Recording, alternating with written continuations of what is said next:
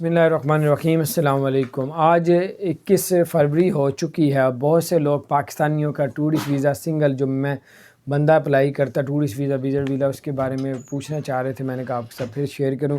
21 फरवरी हो चुकी है लेकिन अभी तक वीज़ा मुअत्तल है।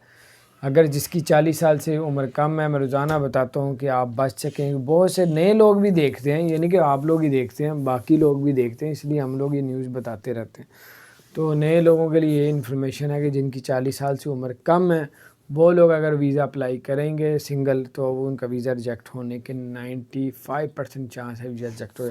जिसकी 40 साल से उम्र ज़्यादा है और अकेला अप्लाई कर रहा है तो उसके चांस हैं 90% के उसका वीज़ा लग जाएगा। तो बाहर ये कुछ अपडेट थी। बाकी family tourist visa visit visa जो लोग अप्लाई कर रहे हैं फैमिली के साथ उनके वीज़े तो धड़ाधड़ लग रहे हैं। अल्लाह ताला खैर करे। अगर आपने हमारे चैनल को सब्सक्राइब नहीं किया तो सब्सक्राइब कर दें, बेल आइकन प्रेस कर दें ताकि नई सी अपडेट्स आप तक पहुँचती है। अल्लाह ताला आप सबको हम सबको अपने ज़मान में रखे। अस्सलाम वालेकुम रहमतुल्लाह।